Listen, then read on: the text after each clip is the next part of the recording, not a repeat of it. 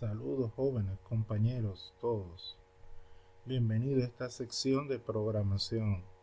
Esperemos que todo esté bien, iniciando este cuatrimestre con este primer material de conceptos 1, tratando de explicar los fundamentos básicos de la programación que les sirve como repaso o continuidad a las siguientes materias. Está en el contenido de la primera semana y de este vamos a sacar la práctica número 1 de diagramas de flujo. Vamos a ver esto a continuación.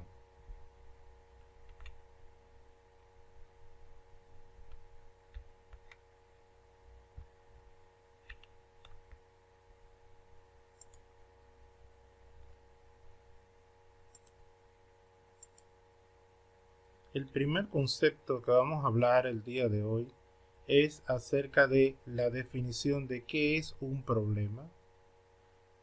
Se define problema como el conjunto de incógnitas que se plantea alrededor de una idea, a las cuales hay que encontrarles por lo menos una solución. Todos los profesionales, técnicos y tecnólogos estamos graduados en la solución de problemas en áreas específicas. Pero como todos ustedes sabrán, nos van a pagar para encontrar por lo menos una solución a dichos problemas. Tenemos en informática una herramienta llamada algoritmo. Algoritmo se define como la solución lógica y secuencial que debe seguirse para resolver un problema. Cuando decimos que es una solución lógica y luego decimos que es secuencial, significa que tiene que tener un orden lógico para la resolución de los pasos que se van a implementar secuencialmente en la resolución del problema. No ganamos nada con hacer una secuencia de pasos que sean ilógicos, por ejemplo, poniendo en la primera parte un final y luego ponemos un inicio. Todos dirán, ¿cómo podemos finalizar algo sin haberlo iniciado? Lo que pasa con esto es que no tiene lógica, y en informática la lógica es una parte principal que hace que todo funcione. Vamos a ver algunas características principales del algoritmo, que es la solución del problema. Características principales. 1. Debe ser finito en tiempo y espacio. Es decir, debe de tener un inicio y un final. Fíjense que enfatiza que debe de tener primero el inicio y en algún momento un final. Más adelante vamos a ver algunos ejemplos, especialmente en diagramas de flujo, donde iniciamos, cuando hacemos el proceso y cuando finalizamos. Deben de ser claro y preciso en cada uno de sus procedimientos. No puede haber un procedimiento de más ni un procedimiento de menos.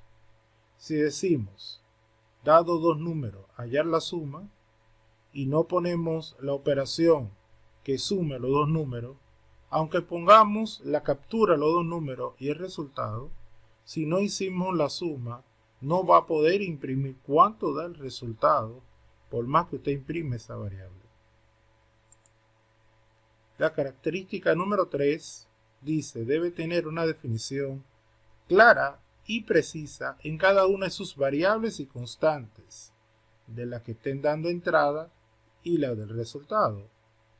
Tenemos que saber qué entra y qué sale, cuáles son los tipos de datos que corresponden a cada una de las operaciones que se va a hacer en la solución del problema algorítmico. Por ejemplo, si decimos la suma de dos números enteros, ¿qué resultado nos daría? La respuesta correcta sería otro número entero. Pero si decimos la división de dos números enteros, ¿qué resultado posible nos daría? Muchos dirían, puede ser que sea un número entero y tendrían la razón dependiendo de cuál sea el número. Pero si ponemos el 4 entre 2, daría a 2. ¿Qué pasa si el número es impar? Si tenemos 5 entre 2, ¿daría un número entero? Obviamente que no, ya daría una parte entera, sería 2, y una parte fraccionaria, 0.50. 5 entre 2 igual a 2.50 o 2.5. Por esto debemos tener una definición clara y precisa de cada una de las variables y constantes que están dando la entrada y la del posible resultado de la salida de dichas variables. Cuarta característica, deben ser únicos. Único significa no puede haber plagio, no puede haber copia. Es como nuestra huella digital, la que cada uno poseemos en los dígitos de los dedos. Biométricamente hablando, eso es único en el mundo, aunque usted tenga otros hermanos, sea mellizo, trillizo, septillizo, cada huella digital de cada dedo debe ser única en su especie, aunque hayan algunas similitudes con otra huella, pero no puede ser la misma persona. Asimismo, como nuestra huella digital es única, la forma de resolver el problema también es única. Algunos abundan mucho para resolver un problema y otros en un solo paso resolver el problema. No significa que el que abunde mucho está mal o el que simplifique está bien. Son métodos distintos que tiene cada ser humano de cómo entiende el mundo y cómo resolver problemas. Dice además que debe tener un refinamiento sucesivo o progresivo. Cuando hacemos sucesivo es una secuencia de pasos y progresivo, por ejemplo, si tenemos un bucle que cada vez va a ir progresando sucesivamente.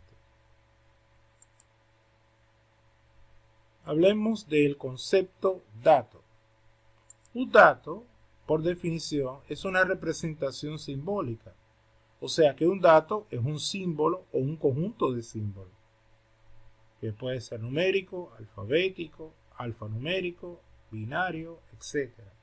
Es un atributo carácter de una entidad.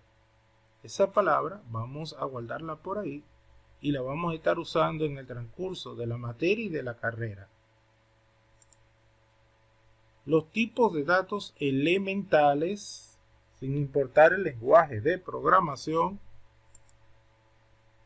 serían numérico, son aquellos que pueden ser cuantificables, significa que se pueden contar, que es una cifra, es una cantidad, la cantidad de amigos que usted tiene, la cantidad de lapiceros, la cantidad de materia que usted lleva, la cantidad de años que tiene una persona, qué tanto cobra esa persona por una jornada de trabajo. Alfabéticos son representados solo por la letra del alfabeto, de la A a la Z. Y alfanumérico es una combinación de letras y números. Pero los números de lo alfanumérico no pueden ser cuantificables. Son números de orden, son ordinales. No es lo mismo si decimos 1, 2 y 3 que si decimos primero, segundo y tercero. En el caso de los alfanuméricos, tiene letras, espacio, signo de puntuación y tiene números, aunque esos números junto con la letra lo que dan es una descripción. Por ejemplo, la dirección tiene letra y número, pero no son cuantificables. Los números de una dirección no se pueden sumar con los números de otra dirección. Tipos de datos numéricos son aquellos que pueden ser cuantificables, como lo habíamos dicho. Tipos de datos alfabéticos son representados por letras. Y tipos de datos alfanuméricos, combinación de letras y números, cuyos números no son cuantificables. ¿A qué tipo de datos pertenece cada uno de los siguientes casos? Tomando en cuenta que hay tres tipos de datos elementales, que son numérico, alfabético y alfanumérico, vamos a ver lo siguiente. Salario. El salario es una cantidad que devenga una persona por una jornada de trabajo. Si es una cantidad, cuánto le pagan de salario a una persona. Por tal razón, el salario es numérico. Se le suman las horas extras, se le hace un aumento salarial, se hace un cálculo de un descuento, de los impuestos, del seguro, y le da un salario neto. Por tal razón, como se puede calcular, es cuantificable. Apellidos. Los apellidos están compuestos solo por letras del abecedario, de la A a la Z. Por tal razón, cuando hablamos de apellidos, pertenecen a los tipos de datos alfabéticos. La dirección, ya habíamos dicho ese ejemplo, son letras y números. Avenida Máximo Gómez, número 22, Naco. Por ejemplo, la edad. La edad de una persona es cuantificable. Aunque se escuche, tal persona tiene 18 años, si se fijan, cuando decimos 18 es porque ha cumplido de 17, 16, 15 y que todavía no ha llegado a 19 o 20 años. Pero años es letra. Por tal razón, usted me diría, pero la edad entonces debe ser alfanumérica. Pues no. Aunque se escuche el prefijo año, los años se cuantifican. Se pueden llevar a horas, minutos, segundos, meses, días, semanas, lustro, década, siglo, milenio. Por tal razón, la edad es cuantificable. Y aunque tenga esas letras, es un tipo de dato numérico porque se cuantifica. El teléfono. Aunque se escuche extraño que todos decimos un número de teléfono, lo normal es pensar que como es un número de teléfono, el teléfono es numérico. Pues eso es una reacción falsa. El teléfono es alfanumérico. Piénselo de esta forma. Es posible sumar un número de teléfono con otro número de teléfono a ver qué el teléfono da. ¿Verdad que no? Bueno, pues la misma razón por la cual el teléfono, aunque tenga dígitos numéricos, pertenecen a los alfanuméricos. No son cuantificables. El código primario, los primeros 3 dígitos que tiene un teléfono, es un código de área. Lo segundo es un código de descripción de la compañía. Y lo tercero es un número secuencial interno que hace una combinación para que podamos dar ese teléfono a qué descripción pertenece. Nombre. Todos tenemos un nombre. Eso sabemos que es alfabético, de la A a la Z. La fecha. En el caso de la fecha podemos decir que la fecha puede ser tanto numérica como alfanumérica. Es un caso normal que a veces puede ser entre dos opciones. Numérica, cuando el mes está en número. Cuando hay sistemas que miran el tipo daytime, si se pasan de esa cantidad de tiempo, fíjense que decíamos cantidad de tiempo, entonces deben de pagar una mora, un retraso, una tardanza por eso. Por tal razón, la fecha es cuantificable. Hay que pagar una cantidad si se pasa de esa fecha. En cambio, si estamos haciendo una carta, un memorándum para una empresa determinada y ponemos el mes en letra, entonces esa fecha no es cuantificable. ¿Qué quiere decir eso? Si decimos 1 de junio y decimos 1/06 del 2020, si decimos 06 ya es numérico. Si decimos junio es alfanumérico. Vamos a ver.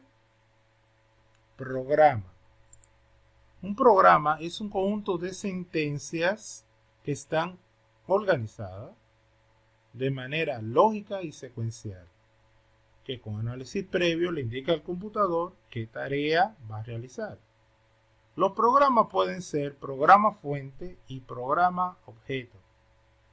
Los programas fuente son los que utiliza el usuario para codificar. Cuando hablamos de la palabra codificar, estamos diciendo de digitar el código, de escribir el código en un computador. Cuando el usuario, el programador, utiliza la máquina, está codificando, es el fuente. Cuando lo compila y lo ejecuta, se convierte en programa objeto, ya que esa es la traducción del programa fuente mediante un compilador o traductor de programas.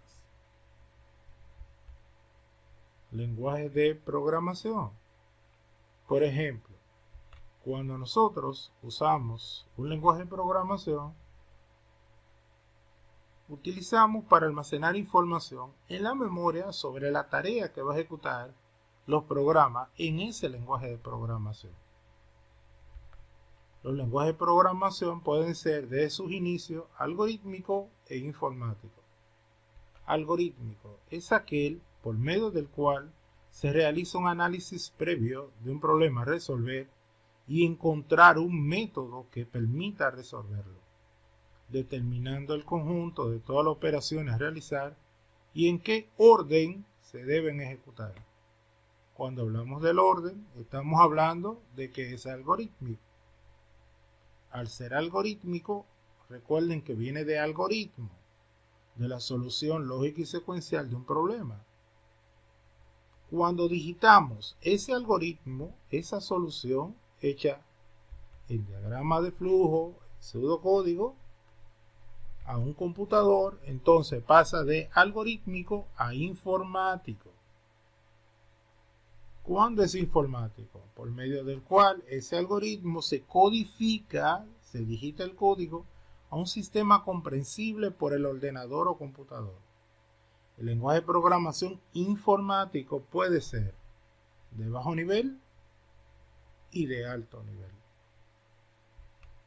Desde sus inicios en el computador, el bajo nivel es más cercano a la máquina, porque había que digitarlo como la máquina lo entendía, en el código binario, luego código ensamblador, en ceros y unos, mientras que el de alto nivel es, a diferencia del de bajo nivel, más comprensible por el lenguaje humano y menos para la máquina.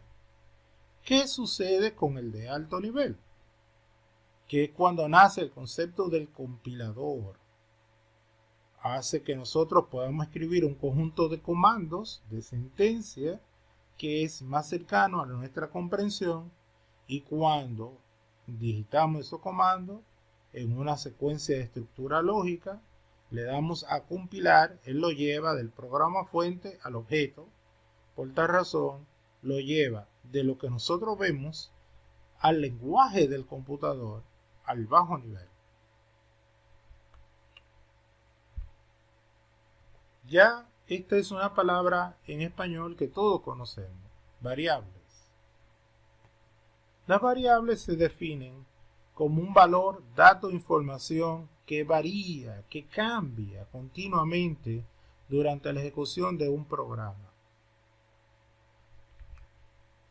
Las constantes, como su nombre lo indica, lo contrario de las variables, son valor o información que nunca cambia, que permanecen invariables en el transcurso de un programa.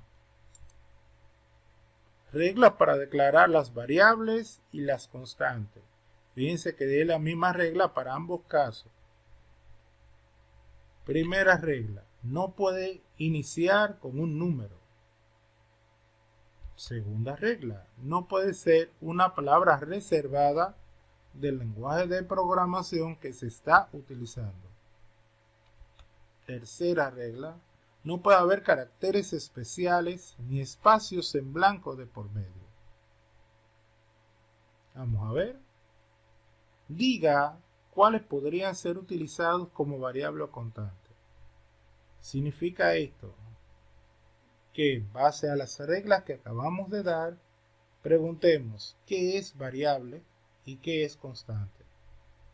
No, ese no es el sentido, sino si viola una de las reglas, no se puede utilizar ni como variable ni como constante. Vamos a ver. Caso número 1. Dice 1 edad. Fíjense que tiene un 1 delante. 1 edad. La primera regla dice, no puede iniciar con un número. Y el 1 es un número. Por tal razón, 1 edad no puede ser utilizado como variable o como constante. Caso número 2. Dirección. ¿Podríamos utilizar esto como variable o constante? No. ¿Por qué? Porque aunque ustedes no lo puedan percibir, si se acercan a su monitor o a su pantalla, van a ver que aquí no hay espacio y que en cada letra hay espacio. Por tal razón, tiene una violación a la regla que dice no puede tener caracteres especiales ni espacios en blanco de por medio. Caso número 3. Nombre underscore, rayita abajo, apellidos. ¿Podríamos utilizarla para ser usada como variable o constante? La respuesta es sí. Porque aunque veamos que tenga un underscore, una rayita debajo, resulta que el underscore no es un carácter especial y que no violenta ninguna de las normas para ser declarado como variable o constante. No empieza con un número y no tiene espacio. Por tal razón, aunque tenga el underscore, al underscore no ser un carácter especial, sí se puede utilizar como variable o constante. En cambio, direxi-on no se puede utilizar porque el guión también es el signo de la resta y por eso tiene un carácter especial. Aquí dice procedure, procedure, significa procedimiento en español. Bueno, esto es un comando, puede ser una palabra reservada. Para algunos lenguajes de programación puede ser un comando que pertenezca a la librería de comandos de ese lenguaje de programación o no. Por tal razón, dependería si existe en la librería de comandos, no se puede utilizar. Si no existe, sí se puede utilizar. También en este caso podemos citar el mismo ejemplo. Dependiendo del lenguaje, no se puede utilizar si existe. En el caso de C#, la llave cerrada es el fin. Por tal razón, la palabra END no existe. Diagramas de flujo. Y es de aquí que viene la práctica 1. Obviamente utilizando variables, constantes, etcétera, etcétera. Pero dice por definición, es la representación semigráfica de un algoritmo. Cuando decimos semigráfico es porque además de los símbolos, dentro llevan variables, constantes, llevan tipos de datos, lleva una estructura lógica, toma de decisión, cada símbolo es un comando. Dice que es la representación semigráfica de las secuencias, etapas, operaciones, movimientos, decisiones y otros eventos que ocurren en un proceso. Se representa a través de formas y símbolos gráficos. Tienen 3 elementos indispensables: las flechas o líneas de flujo, los círculos o conectores y las estimaciones del tiempo. Entre los grafos o símbolos normalmente usados, no es que sean los únicos, sino lo que normalmente se usa, ya ustedes lo habían visto en otras materias, se encuentra el inicio o fin.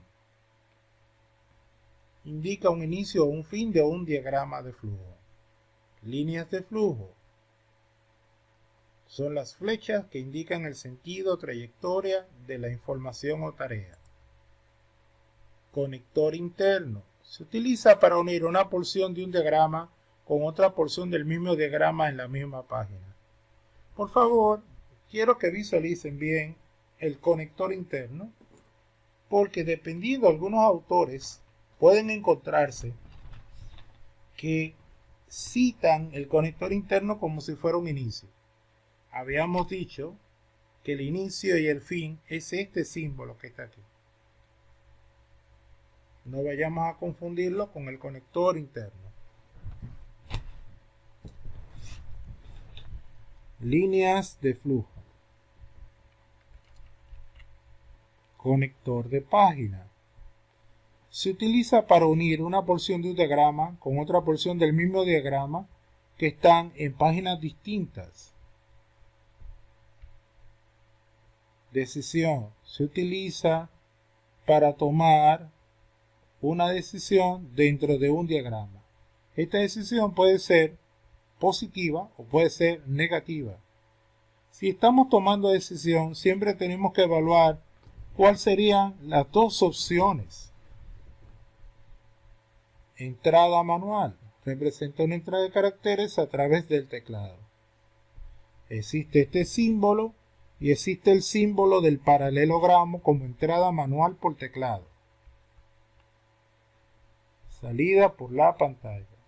Despliega por pantalla la información recibida por el teclado y la información que se va ejecutando en el programa. Salida por el printer. Se utiliza obviamente para imprimir información ya procesada, como es el caso de las facturas, reportes, etc. El rectángulo es el símbolo de proceso. Un proceso indica los procedimientos o cálculos ejecutados dentro de un sistema. Y este símbolo, que parece un cilindro, se llama almacenamiento. Indica que los datos se almacenan en el sistema. Ejemplos de programa bajo diagramas de flujo. El primer diagrama que vamos a ver dice, dado dos números, hallar la suma. Primero tenemos el inicio. El símbolo de inicio. Tenemos inicio. Según la característica número 1 en algoritmo, todo debe tener un inicio y en algún momento un final. Y tiene que ser una solución lógica. Dice, dado dos números. Como no dice cuáles son los números, son variables para mí. Si me dirían cuánto fuera uno de los dos números o los dos números fueran constantes y tuviéramos que asignarlo en un proceso. Como no sabemos cuánto da cada número, lo ponemos como variable, ¿verdad? Tenemos el valor de la variable A y el valor de la variable B como los dos números a los cuales nos piden que le hagamos la suma. Fluye la información y aquí tenemos el proceso para hacer la suma de ellos. Luego imprime, ya sea por papel o por pantalla, dependiendo de lo que indique el enunciado. Si dice imprimir por pantalla, utilizamos el símbolo de imprimir en pantalla. Cuando diga por pantalla, utilizamos este símbolo. Cuando iría por impresora, utilizamos este símbolo.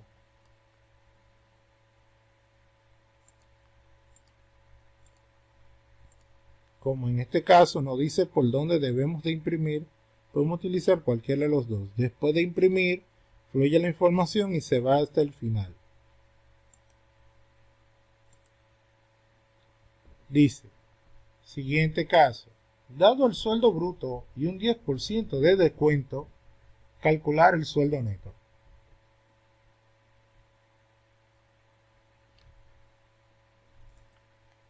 Según la característica número 1, debemos de hacer un inicio, fluye la información, y aquí capturamos cuánto es el sueldo bruto porque no nos lo dan como constante, sino como variable.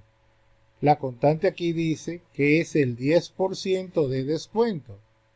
El descuento es un 10%, el 10% es 10 entre 100 igual a 0.10 por el sueldo bruto. Esto sería mi descuento. Si se lo resta el sueldo bruto, me daría cuánto sería el sueldo neto.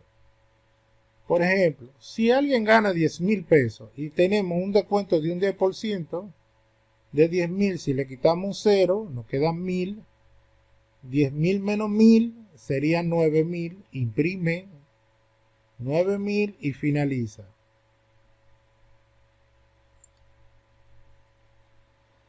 la luna sale de noche. Si la luna sale a las 7 y se oculta a las 6 de la mañana, calcular cuántas horas permanece la luna visible en el aire y calcular el proceso hora por hora.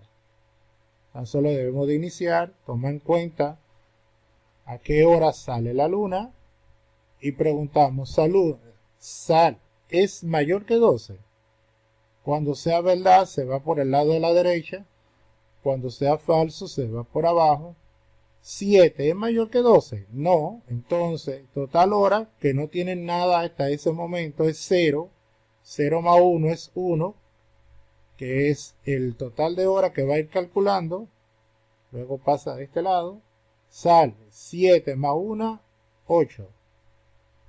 Conector interno número 1, 8 mayor que 12, no. Total hora que ya llevaba una de las 7 a las 8, más 1 es 2. Y sal 8 más 1 es 9. Ahí va a llegar hasta que sea mayor que 12 de la noche. Después de las 12 de la noche, continúa a la 1 de la madrugada. Cont igual a 1. Es 1 igual a las 7 de la mañana. A las 6 de la mañana, porque dice el enunciado que hasta las 6. Si es no, se va por este lado y sigue total hora sumándole más 1 y a cont le suma 1 para que cuando llegue a 6 imprima cuánto es la totalidad de hora y finalice.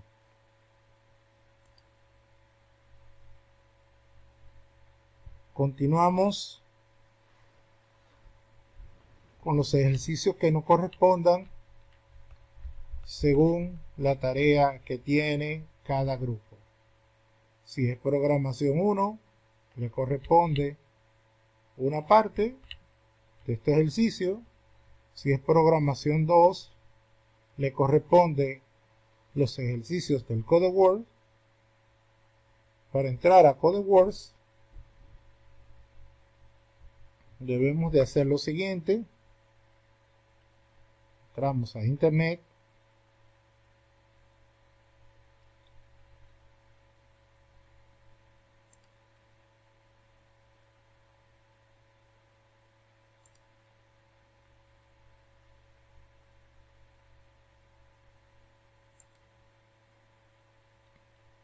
aquí vemos la tarea, dice hacer en hoja de máquina, a mano, papel volmente, la tarea número 1 con las siguientes características. 1. Deben entrar a codewords.com, elegir el lenguaje C#,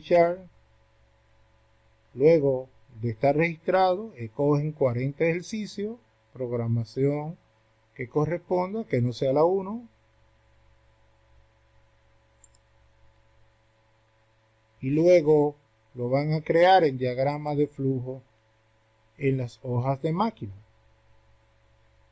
Luego de tenerlo creado, manuscrito a mano, todo tiene que ser hecho a mano.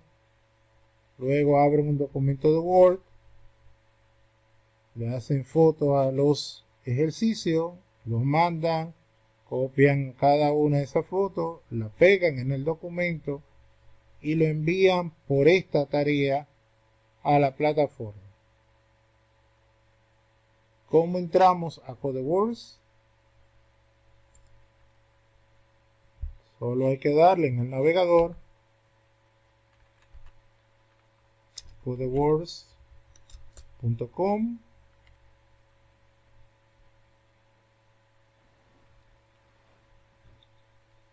si no están registrados, se registran.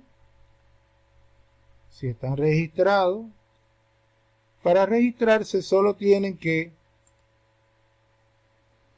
hacer una opción de todos los lenguajes que pone. Le ponen C#. Vamos a ver.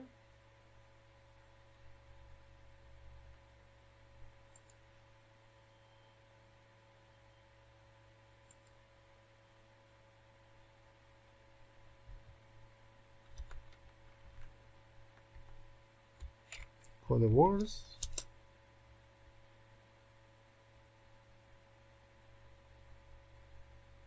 Esta es la página. Escogen C# y le sale esta pequeña multiplicación de dos variables. Como es una multiplicación, le está pidiendo que ponga el símbolo de multiplicar, que sabemos que en informática es el asterisco. Ponen un asterisco para que multiplique A por B. Son números enteros. Y le dan a Submit. Él autoevalúa que lo que usted hizo estaba bien. No hay errores. Y entra para que usted se registre, cree una cuenta y así determine que no es un robot. Cuando creen la cuenta, solo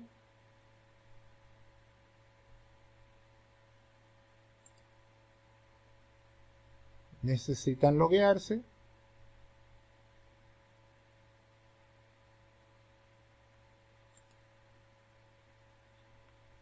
He escuchado a algunos compañeros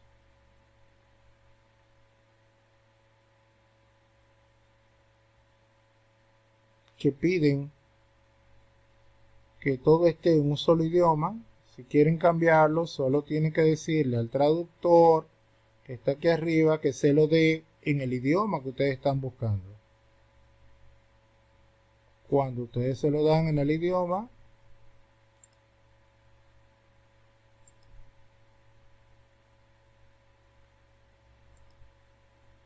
usted lo puede poner en español y automáticamente usted va a poder loguearse a este dominio. Si queremos señalar de que existe un nivel de complejidad, ustedes buscan cuál es el kata que más le conviene. Si le conviene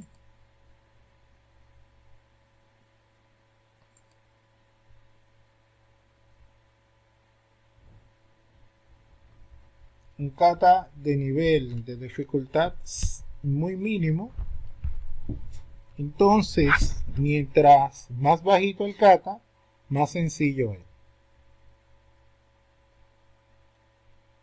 Escojan los ejercicios que ustedes entiendan que les son más fácil para cada uno de ustedes. Continuando con el material,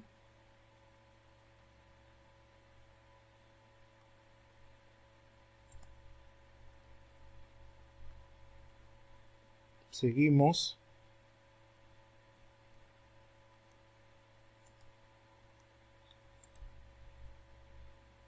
hablando de la definición de PWO, programación orientada a objetos, y decimos que es un paradigma de la programación que usan objetos y sus interacciones para diseñar aplicaciones y programas de computadora. La definición de un programa orientado a objetos dice: es aquel que propone representar en términos de entidades. Le dije que me guardaran esa palabra por ahí, que la vamos a usar muchísimo, que interactúan y se relacionan entre sí. Estas entidades pueden representar cualquier cosa, desde algo físico, como una persona, una factura, un auto, hasta cosas intangibles como la imaginación, proceso químico, un algoritmo matemático, etc. Características de los PWO: la abstracción, ignorancia selectiva, encapsulamiento, principio de ocultación, etc. ¿Por qué la PWO? Primera respuesta: se parece más al mundo real. Permite representar modelos complejos. Es muy apropiada para las aplicaciones de los negocios. Y las empresas ahora se aceptan la PWO. ¿Qué es un objeto? Es un concepto, atracción o cosa con un significado y límites claros de un problema en cuestión. ¿Qué es un comando? Es una instrucción o mandato que el usuario proporciona a un sistema informático desde una línea de comando o desde una llamada de programación. Continuamos en el siguiente material. para la próxima semana deben de avanzar en sus tareas de los diagramas de flujo. Esperando que le haya llegado el mensaje. Buena suerte, que vayan bien. Estoy a plena disposición de cualquier explicación en horario de oficina y respetando siempre el entorno de los grupos sin faltarnos el respeto a los demás compañeros y a la sección. Pasen buenas, muchas gracias.